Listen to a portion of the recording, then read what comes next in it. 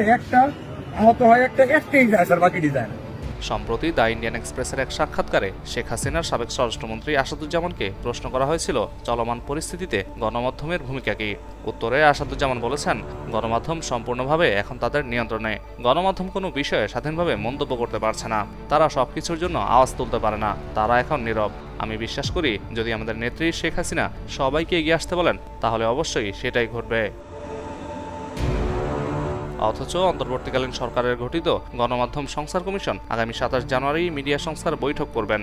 সাবেক প্রধানমন্ত্রী শেখ হাসিনার সাবেক তথ্য উপদেষ্টা ইকবাল সোবহান চৌধুরী, সাবেক শিক্ষামন্ত্রী নওফেল, সাবেক শিল্পমন্ত্রী কামাল আহমেদ মজুমদার, বসুন্ধরা গ্রুপের সায়েম সোবহান আনভীর, গাজী গোলাম দস্তগীরের ছেলে, শেখ হাসিনার পরিবারের সদস্য শেখ কবির, এটিএন বাংলার চেয়ারম্যান ডক্টর মাহফুজুর রহমান, শেখ হাসিনার গানের বরপুত্র খ্যাত গান বাংলার তাপস এবং মাই টিভির নাসির উদ্দিন সাথী সহ আর অনেকে থাকবেন সেই বৈঠকে, যারা সবাই একসময় ছিলেন শেখ হাসিনার মিডিয়া সহযোগী।